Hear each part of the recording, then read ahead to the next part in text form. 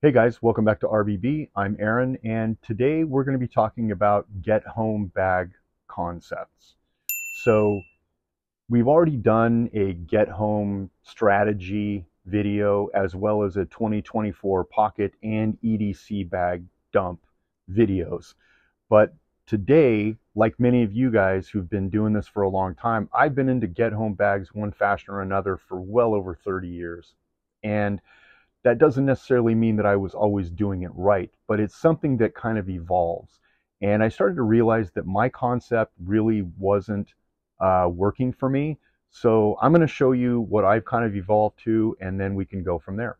Let's start out with the original, or my first thought when I had a get home bag was to take a bag and put a bunch of stuff in it for the worst case scenario, just like everybody else did, and then set it in your car somewhere.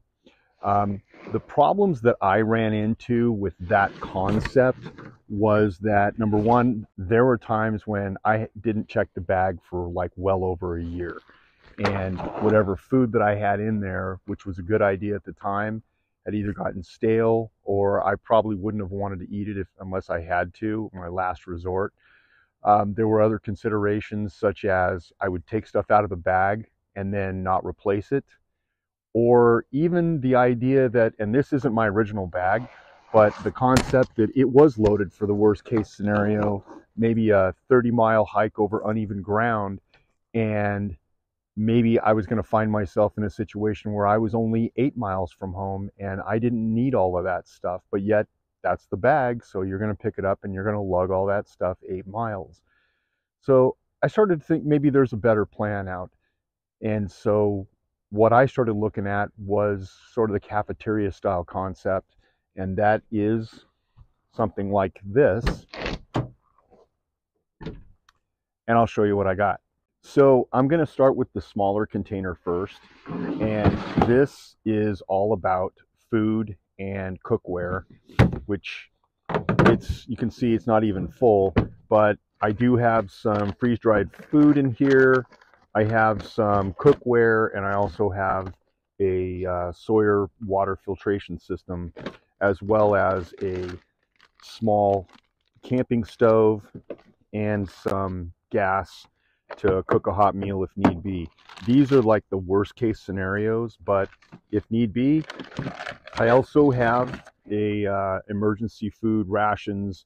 These are those bars that they put in maritime vessels that can last like 5 years, and each of these bars has a daily or a ration of about 400 calories. So you've got 9 400-calorie rations here. So this is obviously, you can kind of pick and choose from what you want. And if you need to cook a meal before you actually head out, which was something I was planning on showing as part of that scenario that we'd created in a previous video, was to basically create the actual meal using your truck and just using the tonneau cover of my truck anyways as a rain cover. And you just set this up and you'd cook whatever you needed to cook in there. You just basically cook the water, then drop it into a mountain house and eat before you go, just to get some calories in you. Now obviously this is just set up for one person, but if you are planning for more like maybe small children or something like that, obviously you're going to have to throw other things into that bag. But my bag, these are my strategies. So that's basically the cookware. Second, this may seem a little crazy, and I'm going to kind of pare this down as time goes on, but this is essentially the other bag sizes, also different MOLLE pouches. And this is why I'm still a big fan of MOLLE pouches, is because these things, you can grow any bag that is MOLLE compatible or PALS webbing on it. And so I have a bunch of different pouches that can be added on. This is a Wooby. I'm a big fan of Kifaru's stuff. And if I do find myself out in that 30-mile hike, I actually have a full-size bag, fully MOLLE'd out, has a waist wrap on it so that I can actually carry it more around my waist than around my shoulders. And then other gear in here is like sleeping gear. I have a bivy bag in here and also a pad and some gloves. So again, these are all the considerations that I may need should things get really bad. Now, obviously this is my stuff. I'll get this off to the side. The other component is I keep a case of water in here. Now, when I say I keep a case of water, this is actually a case that gets cycled through. And as it gets to about halfway done, then I'll start throwing another one in there and we'll just finish off. But this isn't something where it's pristine and it's kept for, you know, a get home scenario. We're actually using it when we go out on hikes or when the kids are coming back from some sort of a sports event and they're tired and they want water. It's not the coldest water in the world, but you don't always have to have ice cold water. And it makes ice cold water taste like a treat when you've had it when it's like room temperature or something a couple of times. So this is what we use, is the concept that if I'm going to need water, I'll fill up these tanks using this, and then basically, you know, however much we want to take with us in the pouch. Remember, water weighs 8 pounds per gallon, so you can load yourself up with too much water too quickly. But you also, for every hour that you may find yourself hiking, you're going to need 16 to 20 ounces of water if you're an average adult. So you may say, well, Aaron, that's great. You have a truck bed with a tonneau cover. I don't have that. You're right. And there is a solution for that as well. And we'll get into that just next. So I want to call your attention to Mrs. RBB's setup. Very similar. See the case of water. She has a get home bag starter kit.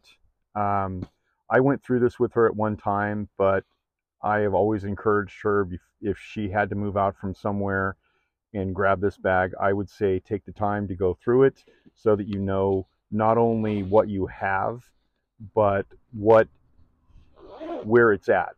So to me, that's crucial, and that's one of the last things that we'll end up talking about. But I just kind of want to go through sort of smaller space. If you have a trunk, if you have a hatchback, like in this case, this is where she starts. But as far as the cafeteria style concept, if you move this out of the way, this is her cafeteria right here. 1, 2, 3, 4 in a case. All of this came from a big box store that starts with a C, and this whole setup was $20, $20 in 2024 money. So here you see that there's different things that she can grab from: first aid, tools, gas and stove, and then miscellaneous stuff.